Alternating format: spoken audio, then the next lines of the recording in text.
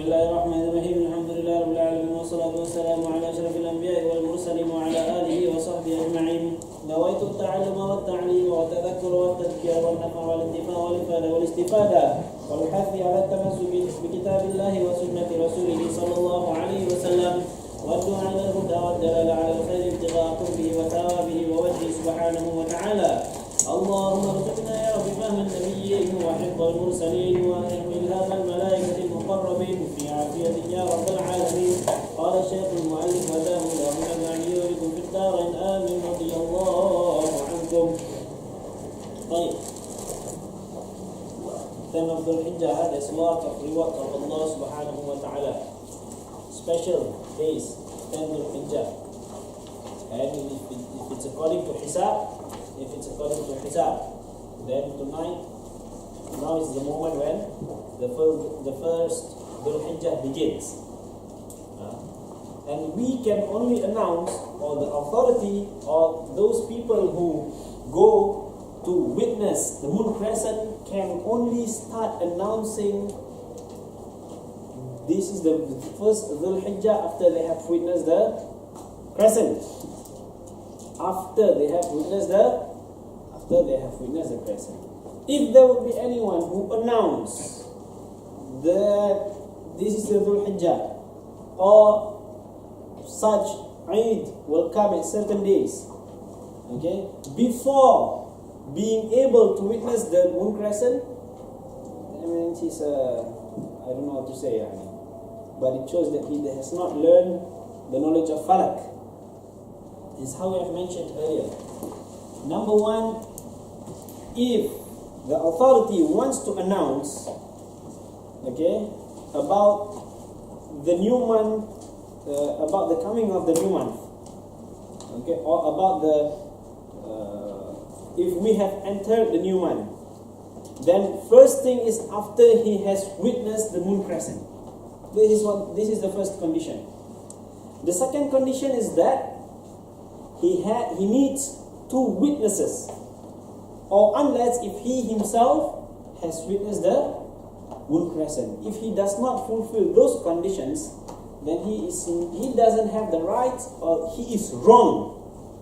He is practically exactly wrong to announce about the coming of the new month. There is no need for announcement if you are following Hisab. Because why? Because we would know the calculation of when Ramadan will happen, when Eid al-Fitr will happen, when Eid al-Adha will happen, when Nasf Sha'ban will happen according to the Hisab for the next 1,000 years. Hisab means according to calculation. Okay. Announcement happens, or announcement comes when you do ru'ya, when you go and sight the moon crescent. When you go and sight for the moon crescent. If you don't do moon sighting, if you don't do crescent sighting, then there is no reason for you to announce about the coming of Ramadan, about the coming of what? Eid al-Adha, about the coming of Eid al-Fitr, about the coming of Dhul Hijjah. What is that to announce? The whole world knows what's going to happen in Singapore for the next 1,000 years. The whole world knows what's going to happen in Europe for the next 1,000 years if you are going according to Hisab. We can even tell what has happened in the last 1,000, 2,000 years ago if we do according to Hisab. There is no need for announcement if it's according to Hisab. Anyway, according to Hisab, there has never been one dalil or evidence of Sharia which allows a person to follow Islamic calendar according to Hisab. That's the first thing. Now the second thing is that the announcement. We have to understand, and we should not be fooled by some people just because they hold a certain position in authority and they want to say something that many people might think that they could be hurt by people, but now they are using the wrong way. So what's the point? Those people who understand the concept of ru'ya, the concept of announcement of dates or events in Islam, they know how to do it. So people who announce it before Dhul Hijjah even comes, it shows that he doesn't know knowledge about ru'ya, he doesn't know knowledge about announcement, he doesn't know knowledge about what he needs to fulfill the conditions of a valid announcement in the first place. Otherwise, I also can tell you, next year, mashallah, 1st September, Eid al-Adha. And then the next year, minus 11 days, 20th of August. The next year, 9th of August, mashallah. Eid al-Adha and what? National Day. Let's check it out. After 3 years, let's check it out. If they coincide. 2016, 2017, 2019.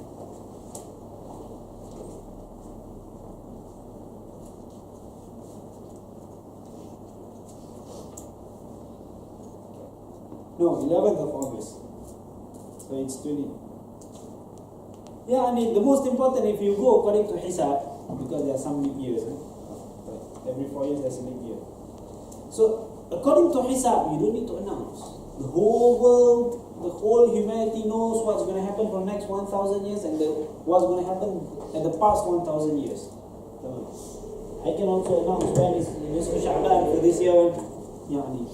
But announcement, you need to fulfill few conditions too before you can do announcement. But there's a situation of people who don't have knowledge. They always want to try to show authority, but they always do it in the wrong way. They do it in a wrong way. They just prove to people that they don't have knowledge. Simple as that. How to do? That's the reality. If you don't have knowledge, you will show to people that you don't have the knowledge on that field, on that particular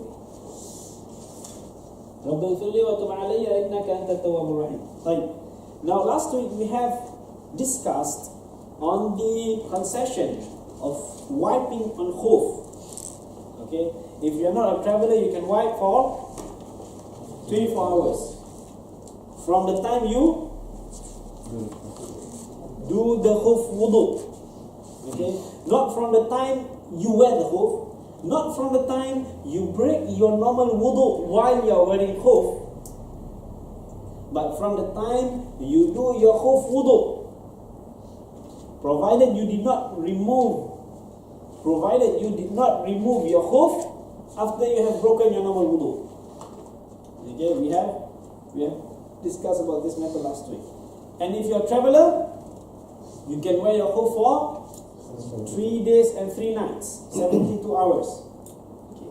Now we have discussed on the concession on khuf for a traveler, and also the discussion on khuf for a person who is not traveling. Right. Now we have also mentioned about the distance. It is about 78 kilometers. When we read fiqh books, we will learn that they will mention miles, 48 miles. We do not see kilometers in fiqh books, because kilometers is probably something new being used by people. Allahu A'lam. But miles has been used for more than 1,000 years. It's been used by the from the Abbasi Empire. From the time of Abbasi Empire for more than 1,000 years. Right. That's why we can see it mentioned in fiqh books widely. But probably we can see nowadays today they will mention in some fiqh books in kilometers. But there are differences among scholars on how it is being measured in kilometers. Okay, probably the method they use to measure in kilometers is different from what our scholars has used before. As how we have also mentioned, our scholars before, maybe about 100 years in Hadhramaut, when it comes to kilometers, they say 76.5 kilometers. And the other day, we have checked that the measurement of 48 miles is equals to 77.2485 kilometers, which we say 78 kilometers. Okay. So it goes back to the miles, 48 miles. So some people, Allahu A'lam if it's being mentioned by any scholars before in fiqh books, that 48 the marhalatain, or the two marhala, which allows a person to have concession for his Musafir. Some of them are 82, 91. I'm not sure if it has been mentioned in any reliable fiqh books. And we know that he's an alim, and he mentioned that. What Sheikh Al-Khatib say in his book? What does Sheikh Al-Khatib say in his book, the Malay book? Can someone check? Can someone check? But what the confirmed opinion is, it's about 78 kilometers. Does anyone here knows about what Sheikh Omar mentioned in his fiqh book? In his fiqh book, Bab Salat. Bab Salat number 2. Kira, Bab Salat number 2, then you go to Bab Jamak Qasar. MashaAllah, I'll give you everything. So the next thing is I'm waiting for your answer. You can discuss in the group, then I will let me know inshallah what's the answer. Okay? Right. So there's a confirmed opinion. 48 miles is equals to 77.2485 kilometers. 91 kilometers, 90 kilometers, 82 kilometers, all these things, I don't know where it comes from. Okay? Where is the source? And what is his basis on saying those are the measurements? Wallahu a'lam. But what I know and what I've learned that I'm sure about is mentioned by our scholars, 48 miles. That is very clear mentioned in many fiqh books. And also, if you convert into kilometers, the slightly previous scholars say 76.5 because they used to measure using rope. What is 48 miles? They measure with rope. Okay, it's 76.5. So there might be slight error in the measurement, very minor error in the measurement that they say is 76.5. Today we can know it is 77.2485. MashaAllah. Or maybe even the measurement of miles itself has been slightly changed throughout generations. Allahu A'lam. So that is another thing to be discussed. But all these things, we couldn't track it back unless it's being brought with evidence by scholars, and they themselves say that this is the way to measure. Now, the scholars, mashallah, when it comes to measurement, they put a lot of effort on how to make people understand what is a measurement. For example, in al-Hadhrami, they say 1 kilometer is equals to how many zira, also equals to how many footsteps. And then one zira is equals to how many, wallahu alam. Until they even mention, for example, 1 shibr is equals to 40 rice grains. Up to that extent. But now rice grains, all of them are not the same. So all these kind of things are the factor that might affect the accuracy of the measurement. Okay. Now footsteps. Whose footsteps? Now my leg size is about 7.5 or 8. Now some of other brothers, their leg size is 8 or 8.5. And then some others 8.59. MashaAllah. So all these small things are part of the factor to cause the measurement to be slightly changed. Wallahu a'lam. But now what we know is that the scholars of Shafi'i have said in Madhab Shafi'i it is 77.2485. Even though Imam Nawawi he say 160 kilometers. Or some other scholars in Madhab Shafi'i they have different measurements. Okay? But this is the opinion, this is the mu'tamad opinion. Now this measurement 77.2485 is the measurement based on Madhab Maliki. It's based on Madhab Maliki, and this is what all Shafi'i scholars agree on. Okay, the right measurement of 2 marhala is what is taken from the Madhab Maliki, not from the traditional Shafi'i scholars say. They say that. Now this is the unique about the madhab. Okay, madhab, it is not only the opinion of the one who established the madhab. Neither the only opinion of scholars, the traditional scholars. Madhab is a consensus of scholars at one time. And madhab changes, okay, according to the knowledge of the scholars and according to the tahqiq, or what we call it. What is tahqiq in English? Or what we can say, getting more accurate information. That's how madhab changes. That's how madhab changes by the time. Now we have learned about the distance of traveling. As a person traveling, I'm not sure, I think I have not taught this yet in my Saturday class. Traveling, 78 kilometers. When do you start your first day, second day, third day, fourth day? Did I say anything of that, Zaki? No, right? Now you learn. And I'm going to teach this again tomorrow, inshallah.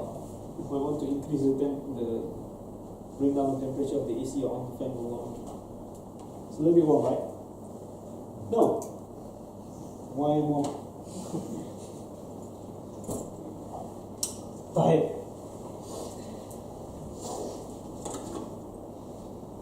Now, if you are traveling, if you are on a journey to somewhere, okay, as long as you are traveling, you are a Musafir. For example, you are going to Mecca from Singapore, you're going to drive your car, and it might take you 2 weeks. As long as you are traveling, you are considered as a Musafir, which means you can do your Jamal Qasar and you can use the concessions of a Musafir throughout your traveling journey from Singapore to Mecca. Even if it would take 2 weeks, or if it would take 3 weeks, or if it would take 6 months, for example, you want to walk to Mecca. This is what Allah SWT has said in the Quran. وَأَذِّن فِي النَّاسِ بِالْحَجِّ يَأْتُوكَ رِجَالًا. Allah SWT said in the Quran, Allah SWT told Nabi Ibrahim, وَأَذِّن فِي النَّاسِ بِالْحَجِّ. Give adhan to people for Hajj. Nabi Ibrahim was after he built Kaaba. Allah SWT told Nabi Ibrahim, now call people to come Hajj. He was the only one together with his son and his wife in Makkah, somewhere around the corner, not exactly where he is. And then he asked Allah, Ya Allah, who am I going to call in this desert? Allah subhanahu wa ta'ala said, your duty is to call, and my duty is to bring the people. وَأَذِّن فِي النَّاسِ بِالْحَجِّ يَأْتُوكَ رِجَالًا. They will come to you on their feet. That's why until today we can still see people coming to Hajj on their feet. What Allah SWT has mentioned in the Quran, tahqiq, the reality of what Allah SWT has mentioned in the Quran. So then Nabi Ibrahim called people to come for Hajj, and then now mashallah everyone goes to Hajj and they remember about the sacrifices which has done by Nabi Ibrahim, when no one can ever think, he himself didn't ever think that people would be able to listen to his call of Hajj. Right? Now, as long as you're on a journey to Mecca, for example, as how we have mentioned, if it's going to take 6 months, then throughout the 6 months you're a traveler, which means you're allowed to do Jana' Qasar. You're allowed to do Masah al-Khuffayn. You're allowed to wipe on your khuf for 3 days and 3 nights. You're allowed to many other concessions that you are allowed to take from the Sharia. Now, what if we have stopped, we have reached our destination? How long is our stay there would make us, or for us to be considered as a traveler? How many people say 3 days, 3 days, 3 days? The reality is 4 days. And 4 days is not 4 times 24 hours, which means it is not 96 hours. Okay? 4 days according to the measurement that we're going to teach. According to the measurement that we are going to teach. Fine. At times, these 4 days could mean 5.5 days. Now you see. For example, now every 1 day is only calculated as the first day if you pass through Fajr on that day. Which means now you travel. Now your traveling will take about 2 weeks. Okay? This is your home. Now this is your destination. As how we have mentioned, as long as you are on the way to the destination, okay, you are allowed to do Jamak Qasar, regardless if it will take 1 day, or half a day, or 2 weeks, or 1 month, or 6 months, or even more than 1 year. Whatever it is.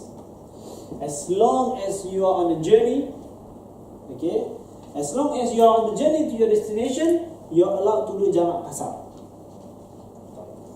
Now first, we have learned the 3 terms last week. Al-Mustawtin, right? Mustawtin means the one who is at his hometown. We have learned this last week, right? Al-Muqim, the one who is at his place of residence. And another one is Al-Musafir, which means a traveler. Al-Mustawtin is a person at his hometown. Regardless if he's staying at his hometown less than 4 days or more than 4 days. As long as he is at his hometown, he does not get the concession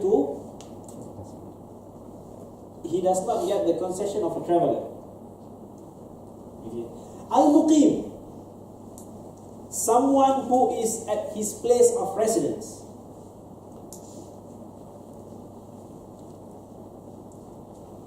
Anyone who stays at a place, okay, for more than 4 days, then he is considered as a Al-Muqim. If he stays there less than 4 days, then he will be considered as a Al-Musafir.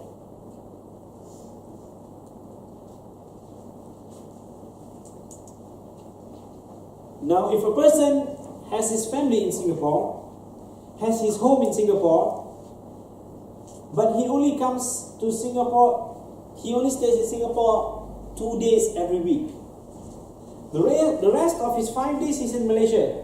He's in Melaka, he's in KL, he goes to Kelantan, he goes to Negeri Sembilan, he goes to, MashaAllah, there will be Haul coming up tomorrow in Terengganu, he goes to Terengganu. Whatever it is. Every week he's only staying in Singapore for 2 days. Regardless whether 1 day, less than 4 days, more than 4 days, as long as you are at your hometown, you do not get the concession as a traveler. Even if you only stay in Singapore for 1 hour, you do not get the concession as a traveler if your hometown is in Singapore. And when we mention about hometown, it does not mean that you have to be the national of that country. You don't have to be the citizen of that country. Or your family, your parents has to stay here.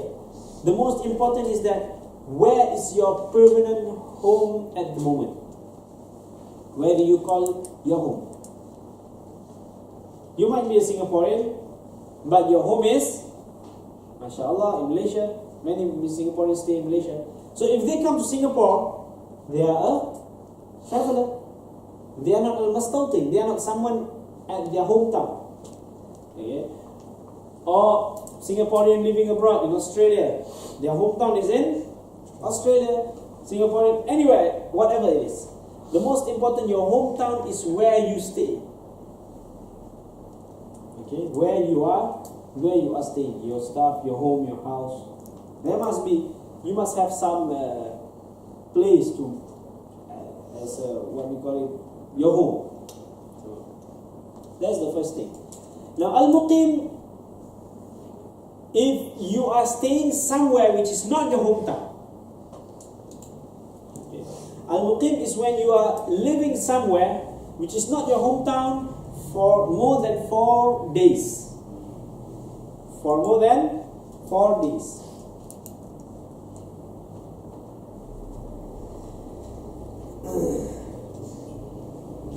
Musafir is when you are living somewhere less than 4 days.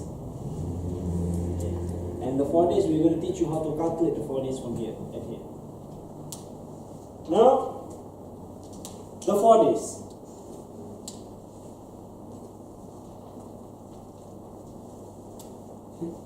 The first day, for example, the first day is Monday.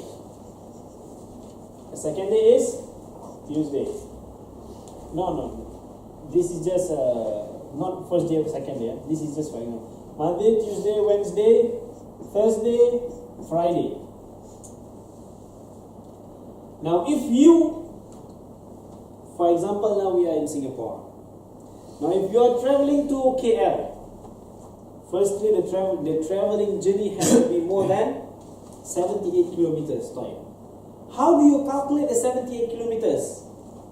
Does it count from your doorstep, or does it count from, how do you calculate it? It counts from at the end of the at the end of the boundary of your place of living. For example, in Singapore, our scholars consider Singapore as one state or one city. Singapore is not divided into many. For scholars, Singapore is all one. That's it. Which means your 78 kilometers only starts when you have pumped your passport, take. When you have gone out of Singapore land, once you go on the bridge, on the Malaysian bridge, or even if you are still on the Singapore bridge, as long you go out of the land, then you are considered as someone who has left your country. Now that is when your 78 kilometer begins. Okay? When you have left the district of your city. Singapore is all one city.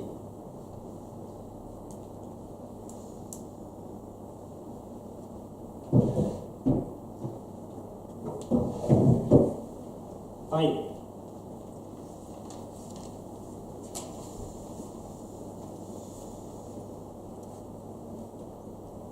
We will go detail into the measurement of the distance after this. Now we learn the 4 days first. If you are traveling from Singapore, then you reach KL. Okay? Your first day, your day one will only be calculated if you pass through Fajr at that place. Which means if you reach that place anytime after Fajr, then that will not be calculated as day one. If you reach KL, for example, at 7:30 p.m., 7:30 a.m.,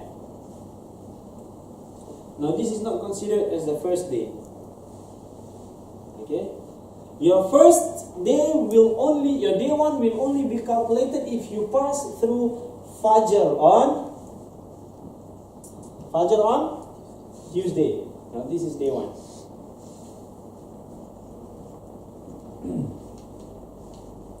Your second day is when you pass through Fajr on Wednesday. Okay? Your third day will be considered when you pass through Fajr on Thursday. And then your fourth day will only be calculated if you pass through Fajr on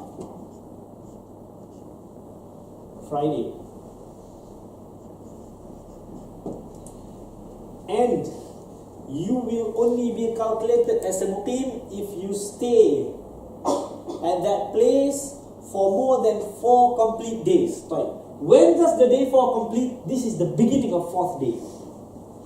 When you pass through Fajr, this is just the beginning of the 4th day. The 4th day will only be completed if you pass through Maghrib on Friday. Okay? Day 4 completed.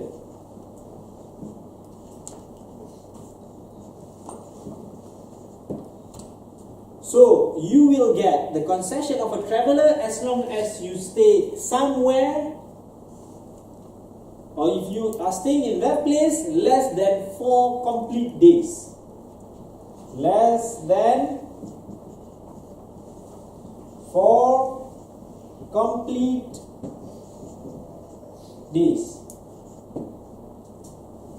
Now you write next to the muqim is when you muqim is a person who stays at a place. Al-muqim, a person who stays at a place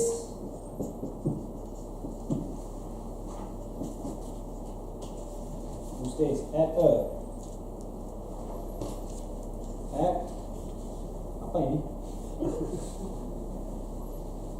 Who stays at a place, tamam, less than 4 complete days, not in his hometown. Not in his hometown.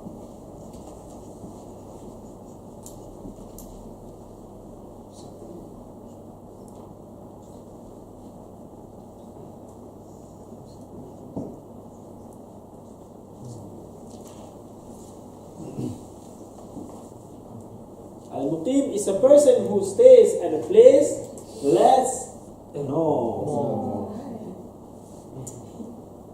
si baik. More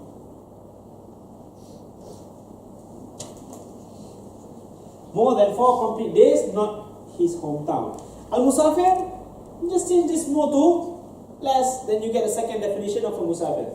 Al-Musafir, a person who stays at a place less than 4 complete days, not his hometown. Well, this is Musafir.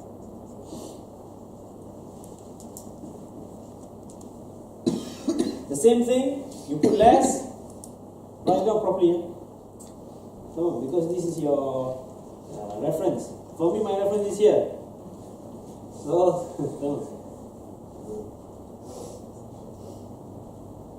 or if he is on his journey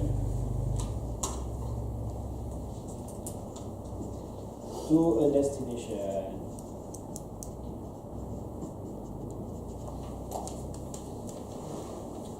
In bracket 78 km plus, which means more than 78 kilometers. Okay, all like this. 78 km, how like this?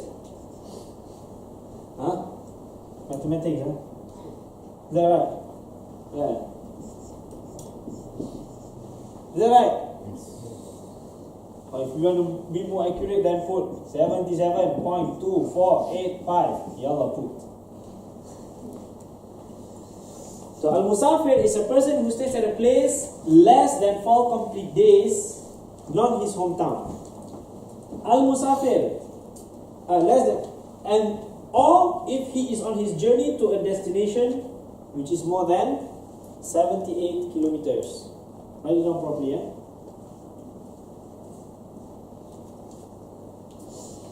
Right. We still have not finished with the calculation here.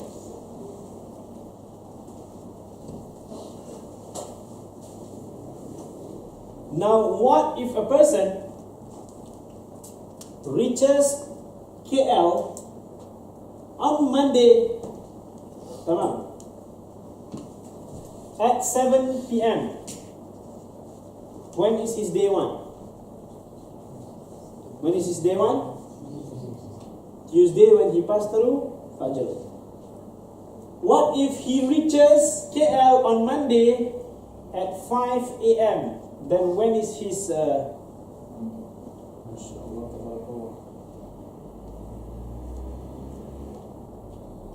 when is his first day? Monday. So Monday day 1, Tuesday day 1, Tuesday day 2, Wednesday day 3, Thursday day 4, and Friday is day 5. Now if he reaches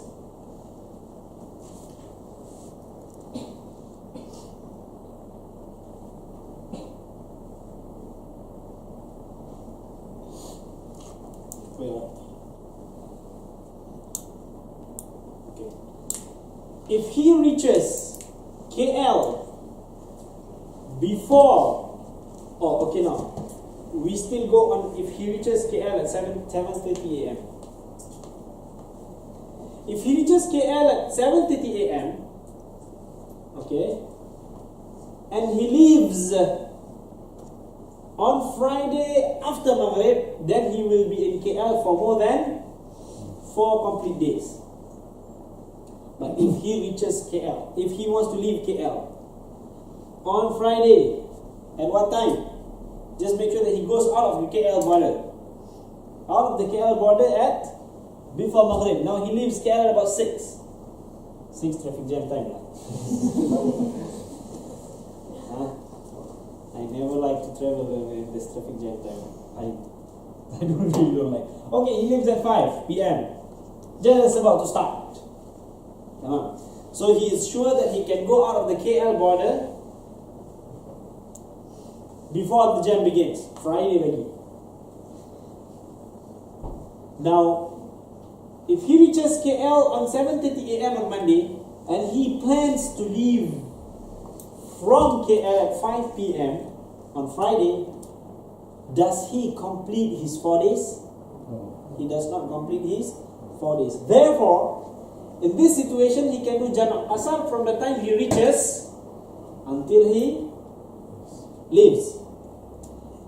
If he plans to leave after Maghrib onwards, then he is not allowed to do Jamak Asar throughout this stay. It is not only he is not allowed to do Jamak Asar after the 4 days, he is not even allowed to do Jamak Asar during his 4 days. Okay?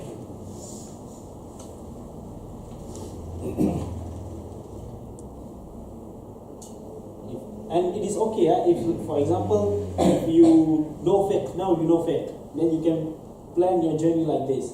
How, when you should leave, you should come, to make, just to accommodate yourself so that you can get the concession. It is allowed.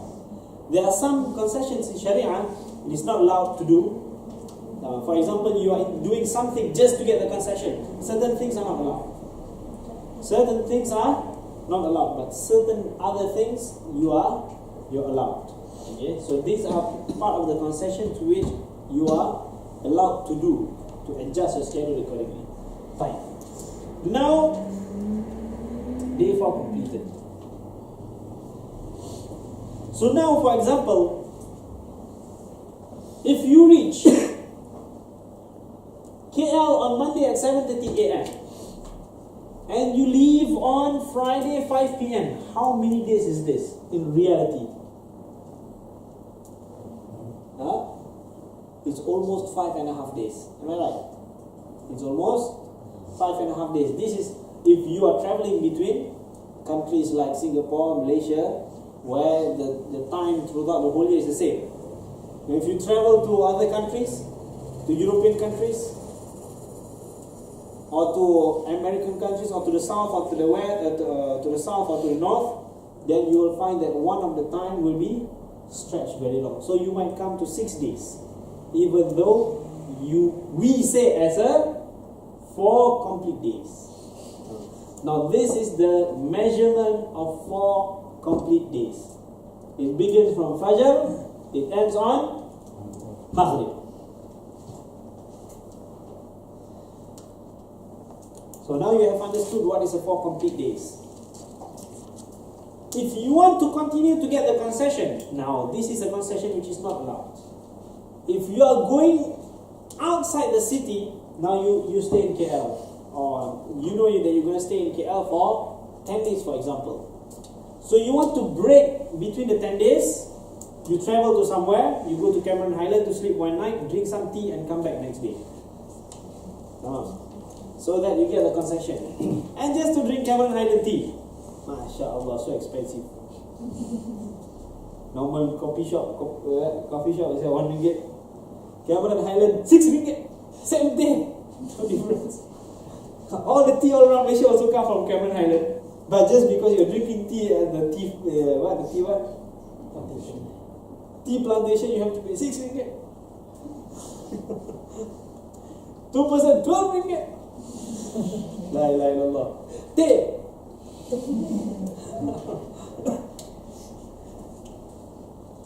Okay? You want to break the 10 days. So you go to Cameron Highland and then you come back the next day. Just to get the concession so that you can continue to do Jama'ah in KL. Now that's not allowed. Unless you really have a reason to go to Cameron Highland. What is your reason? I want to drink Cameron Highland tea. Even if that is the reason, but that has to be the legitimate reason. Okay? Not only say with your tongue, but you mean it with your heart. No, I want to go Cameron Highland. What? I really want to drink the tea, whatever it is. Now you go. You drink the tea, you come back and you still have the concession. But if you go just to get the concession, now if you want to get the concession, you have to travel more than 78 kilometers. If you want to go there just to get the concession, then you do not get the concession. In fact, all these days you have to do proper prayers. You cannot do Jama'ah Qasar. Okay? All these prayers have to do properly. You cannot do Jama'ah Qasar. That is one of the story. Oh, Jama'ah Qasar. It's a long discussion. That's another thing. Now, the next thing that we should discuss is on the distance of the 78 kilometers. Have you written all this? Or put the book? Not many people want to write a book. Only one so far. Yes, sir. We are advertisement. We are planning to write a Safinatun Najah book. From what we have learned from this class, especially from our notes. So we need someone to come up. Yeah, yes, I want to do it. So as we finish the class, we have produced one book. So mashallah, give a helping hand. He has one person helping him so far. One. Mashallah, we have. Mashallah. We need at least 3 or 4. And then you get the reward. When you write, you will remember yourself. You will revise yourself. And you will not forget. If you don't do it, then you will forget. And then you can't teach. And then mashallah. Fine.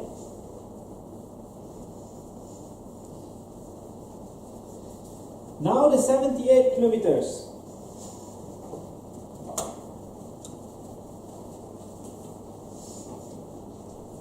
How do you calculate the 78 kilometers? From point A,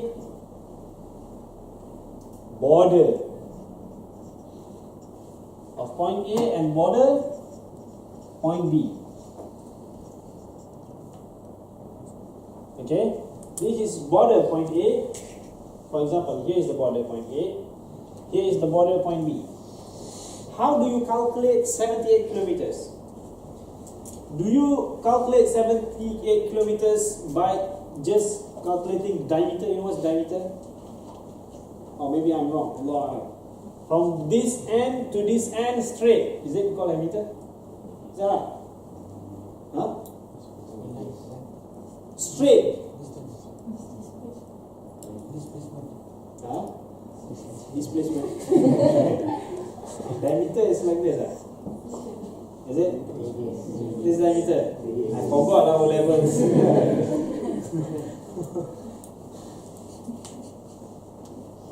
Khairi knows me even before I take O-levels.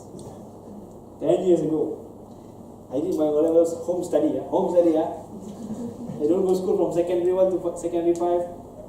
Then I do home study and take O-levels, so don't blame me. Displacement. This is what you call displacement. Now, radius. Radius, is it? Straight. For example, when you calculate from one end to other end of Singapore. For example, maybe it's only 30 kilometers. Like the Singapore. Okay. After certain years, then they change the shape. Singapore. Suddenly one end come out. MashaAllah. Suddenly another place come out. MashaAllah. Allah. Okay, this is Singapore. Straight from here to here. What do they call this? Radius. Huh? Not if you go, for example, this you take 30 kilometers. If you go by PIE or SLE, CTE, But you will take about 45 kilometers. What is this? What is this straight line called? Displacement, Okay, displacement. Now, do you calculate the 78 kilometers according to the displacement or the traveling journey? Or the traveling journey. Now, 78 kilometers is the traveling journey, not the displacement. Not the displacement. Unless you take an aeroplane, then of course you will fly like that. Unless you fly like that. I don't think pilot, they will always go around, round. No, I don't think so. When you take helicopter or when you take an aeroplane, then they will fly like that. But otherwise, then this is how you calculate your time. From point A to point B, the displacement, we say, might be about 60 km. But if you take the Plus Highway, mashallah, if you don't go through Tuas, second link, if you take the causeway, then it is about travel, okay, 78 km.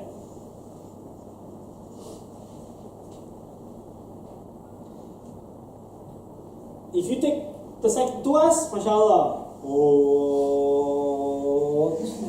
okay, and then you will go about 92 km, for example. Okay. Now, firstly, we have said that your distance is according to your traveling journey. Okay. The shortest traveling journey, not only the traveling journey, the shortest traveling journey. Okay. Unless you have a reason to take the longer journey. And now this is another concession which you will not be allowed to get the concession if you intentionally try to do something to get the concession. For example, if you take causeway, it will only be about 76 kilometers. Another 2 I can do jamak kasar.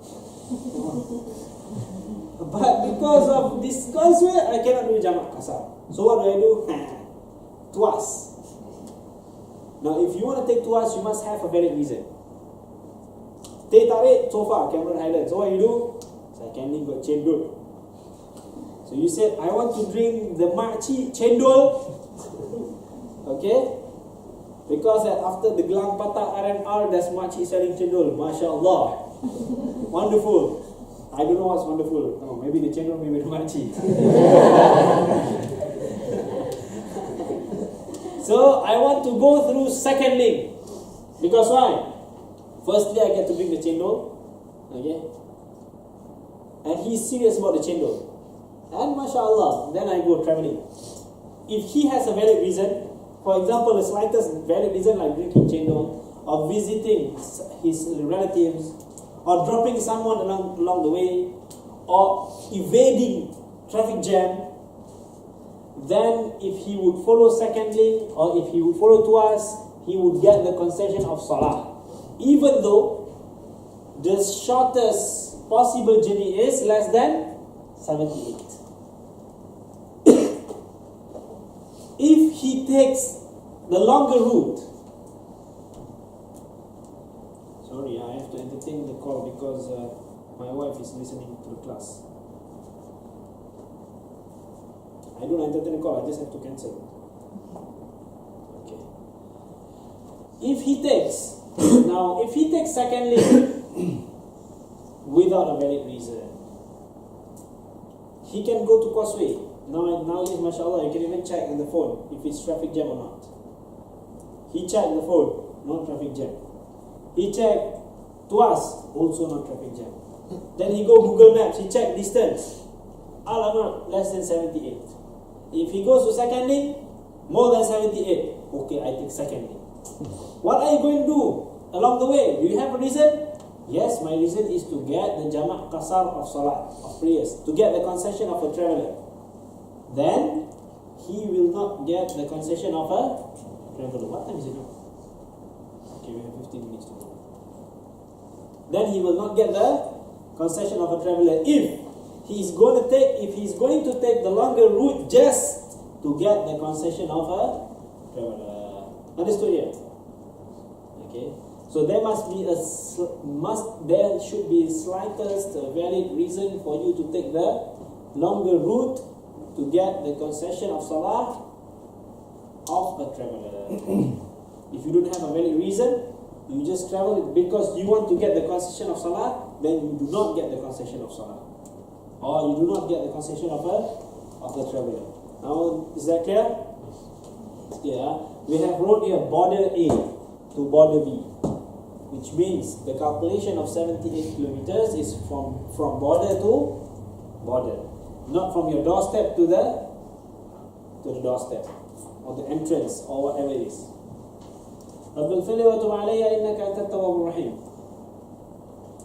The next discussion is that, let me drink first. MashaAllah.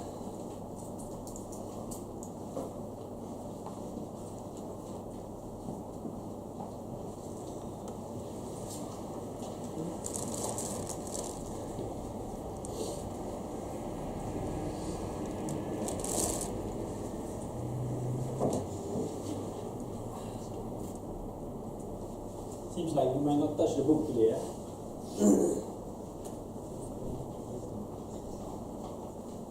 The next discussion is now the 4 complete days.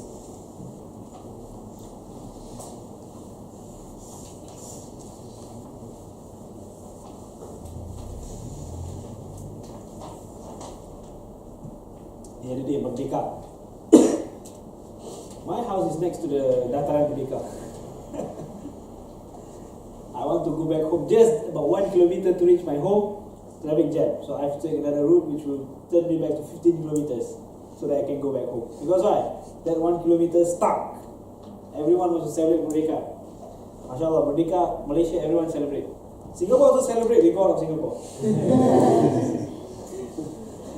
They also celebrate. But Malaysia, Merdeka, crazy. The whole thing is, everyone, the whole country go crazy when they come. Now, Allahumma salli wa sallim wa barik alayh, the 4 days. Monday, we just maintain 7:30 a.m. Tuesday, we say day 1 after the Fajr, right? Wednesday, Fajr, day 2. Thursday, Fajr, day 3. Friday, Fajr, day 4. And then here is the Maghrib. Here is a complete 4 days.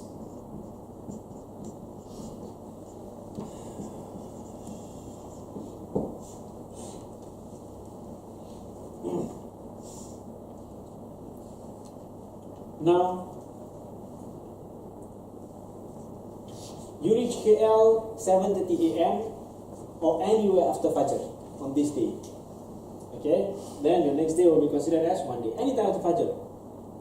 You can even reach KL 12 a.m. or Tuesday 5:15 a.m. As long as before Fajr, then your Tuesday Fajr will be considered as day 1. It's up to you what time you will reach KL.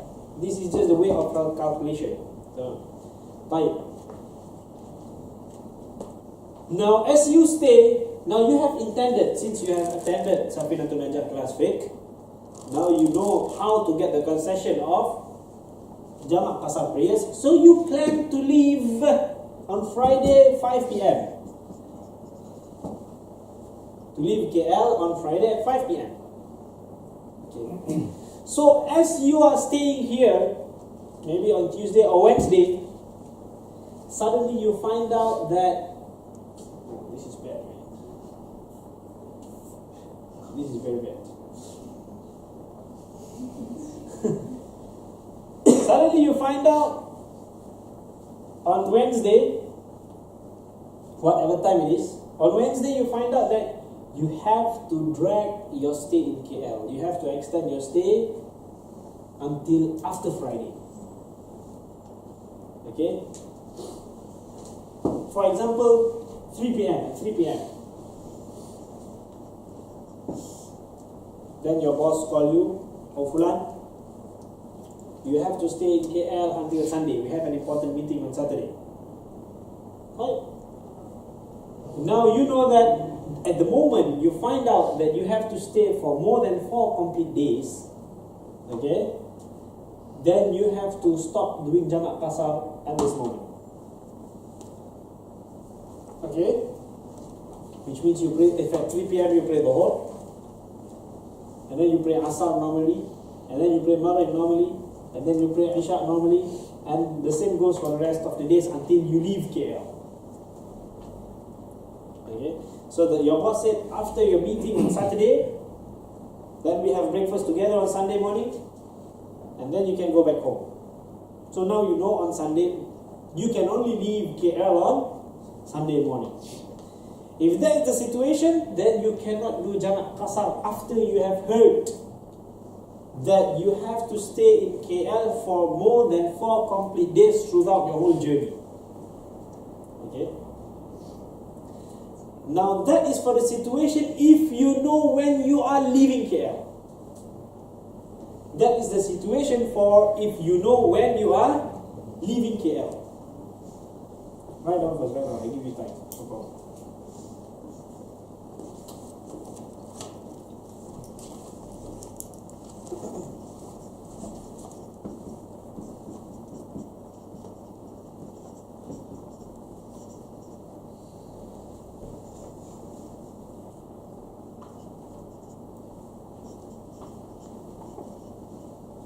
How do you spell concession? C-O-N-C-E-S-S-I-O-N.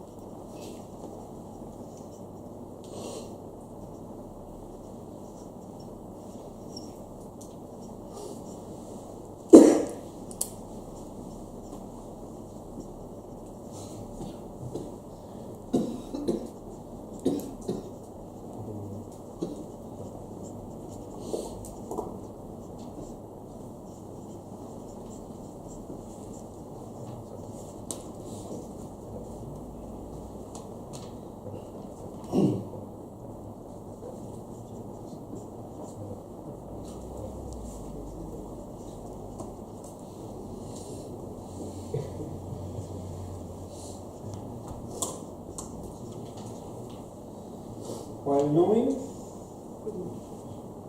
the time you are leaving. Just nice. Okay, write this down properly.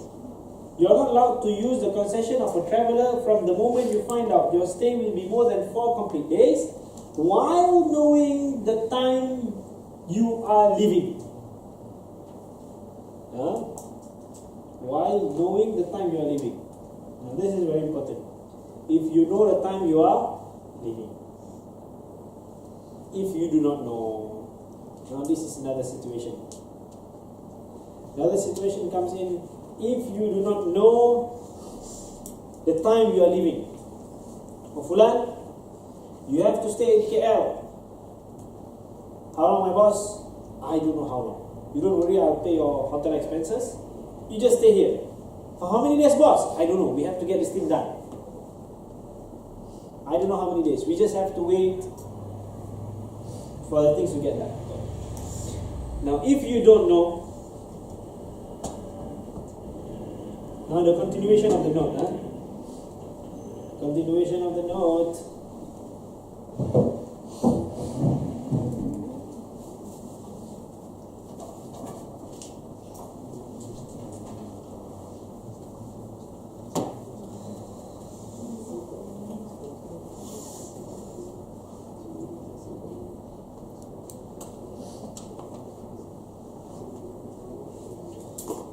If you do not know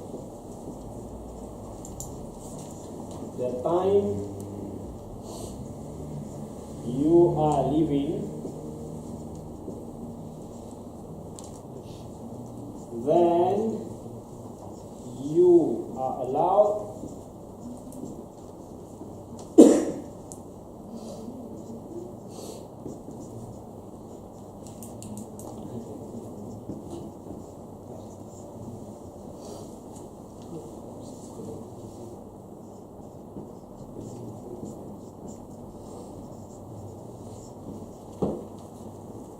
if you do not know the time when you are leaving, then you are allowed to use the concession for 18 complete days. For 18 complete days. Now this is the top, This is top. This is the continuation here. Okay. For 18 complete days. Anything after 18 complete days,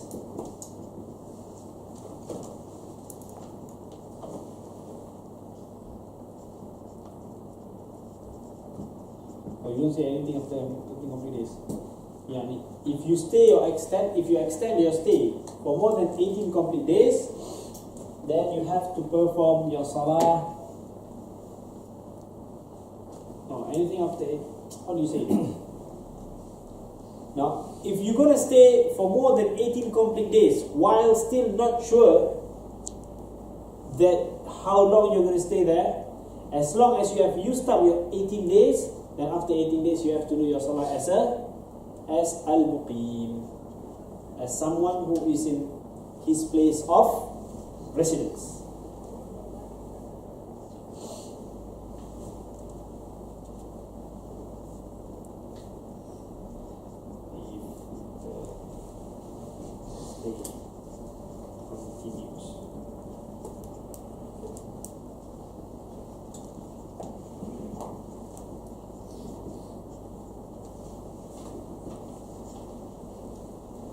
If the stay continues while not knowing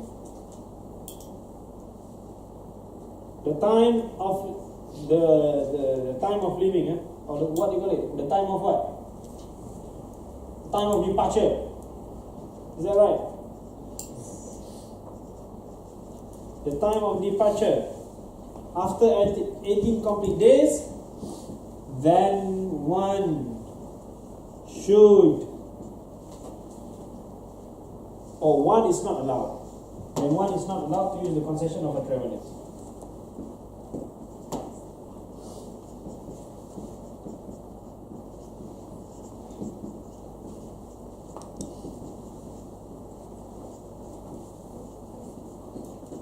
The concession of a traveller.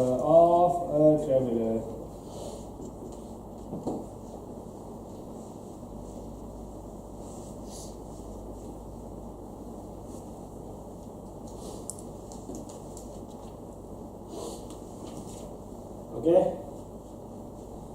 Now this is for today, I guess. Ustaz? Yes.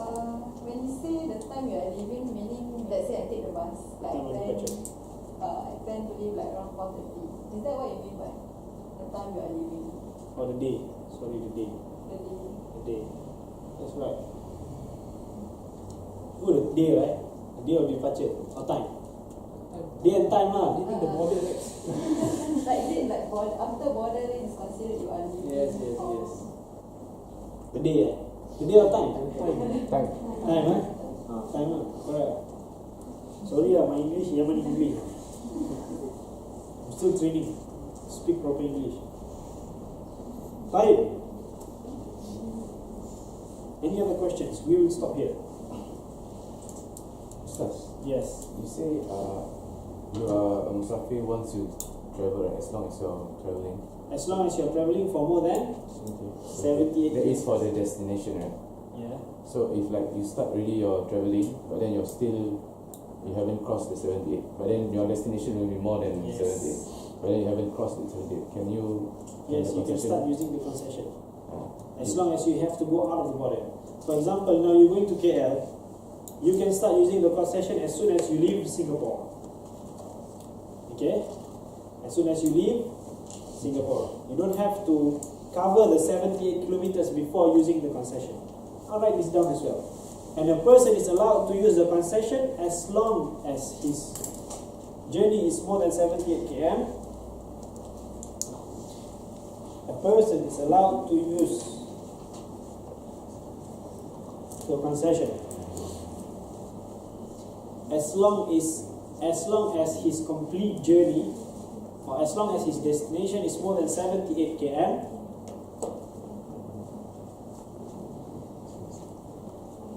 even if he has not cut through that distance yet. So, Yes. can you just check? Just now, if you use the same example, 3 p.m., you find out that you have to extend your stay, right? Okay, jap. Sini aku tulis dulu. Ya. You got it? Do you get the whole thing? Do you get the whole thing? The concession can be used as long as the journey is more than 78 kilometers, even if you have not cut. But you have to be outside. yes, but you have to be outside the border.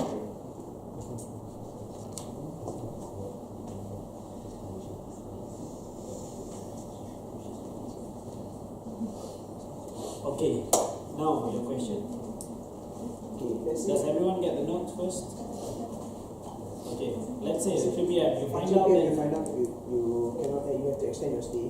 Okay, Okay, so but you have already done jamak takdim.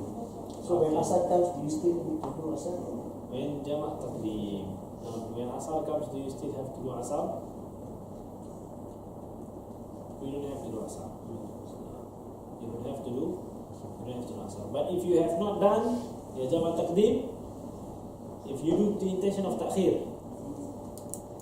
then you have to do your dhuhr normally, and you have to do your asar normally, which is an obligation for you to do your dhuhr on time before asar enters, 4 rak'at, and do your asar on time. And all the concession of a traveler, when it comes to fasting, when it comes to wudu, tayammum, when it comes to wiping on the hoof, when it comes to whatever it is, everything is stops there. It stops there. Anything else? There's one more thing I have not explained in this matter. Allahumma salli wa sallim wa barik alayh. I don't remember. What is it? I wanted to mention and I forgot. I don't remember. Okay, what's the next question?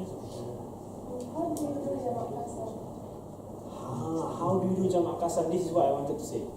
Jazakallah khair. This is exactly what I wanted to say. How do you do jamak kasar? Now we do that next week, inshallah. Remind me. It's an explanation. This is what I say, but I know I didn't have the time today. Then I forgot what to say. And mashallah. So next week we will start with how to do jamak kasar. Even though we are learning Safinatun Najah, we have to go through our book. But I think it's always nicer to learn practical things before we cover our text. But we are going through our text anyway. Now you understand why it's Musafir. Well, we were discussing on the al-masah al-khuffayn. Then you know when you are considered as a traveler, when you can do masah, wiping on the two.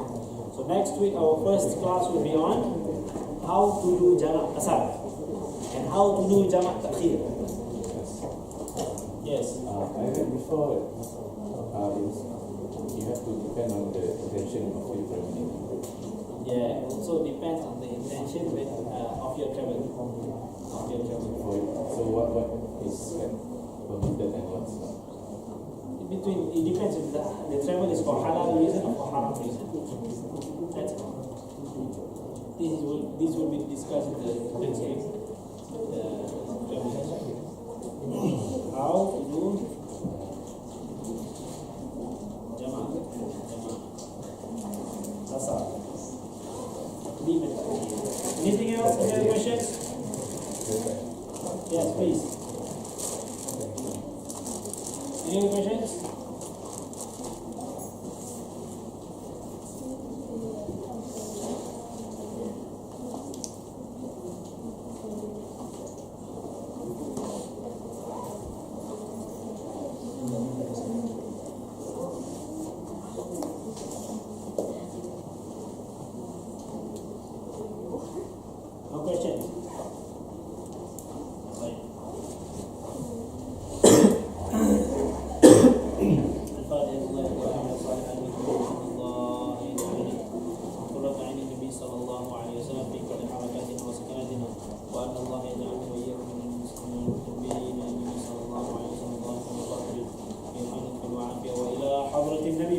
صلى الله عليه وسلم. الفاتحة.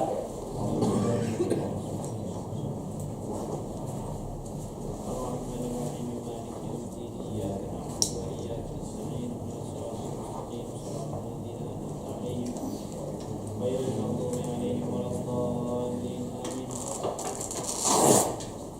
ربنا انفعنا بما علمتنا وبعلمنا الذي ينفعنا وبمكنا ومكن أهلنا وقرابات لنا في ديننا مع أهل الذكر أنثى وذكر.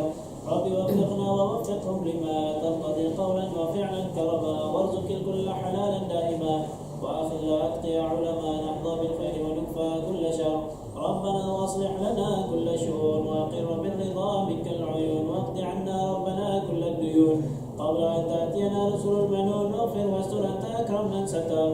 وصلاة الله تغشى المصطفى من إلى الحق دعانا والوفاء بكتاب فيه للناس شفاء وعلى الآل الكرام الشرفاء وعلى الصحب المصابيح الغرار. اللهم اهدنا بهداك واجعلنا ممن يسارع في رضاك ولا تولنا وليا سواك ولا تجعلنا ممن خالف أمرك وعصاك. وحسبنا الله ونعم الوكيل ولا حول ولا قوة إلا بالله العلي العظيم. وصلى الله على سيدنا محمد وعلى آله وصحبه وسلم. يا ربنا اعترفنا بأننا اقترفنا وأننا أسرفنا على لظى أشرفنا فاتب علينا توبة نغسل لكل حوبة واستر لنا العورات وآمن الروعات واغفر لوالدينا ربي ومولودينا والأهل والإخوان وسائر الخلان وكل ذي محبة أو جيرة أو صحبة والمسلمين أجمع آمين. ربي اسمع فضلا وجودا منا لا باكتساب منا بالمصطفى الرسول نحظى بكل سول بالمصطفى الرسول نحظى بكل سول بالمصطفى الرسول نحظى بكل سول. صلى وسلم ربي عليه عد الحب وآله وصحبه عدالة الصحب والحمد لله بالبدء والتناهي. سبحان ربك رب العزة عما يصفون وسلام على المرسلين والحمد لله رب العالمين. سبحان الله وبحمده سبحان الله وبحمدك أشهد أن لا إله إلا أنت أستغفرك إليك. والعصر إن الإنسان لفي خسر إلا الذين آمنوا وعملوا الصالحات وتواصوا بالحق وتواصوا بالصبر والله أعلم.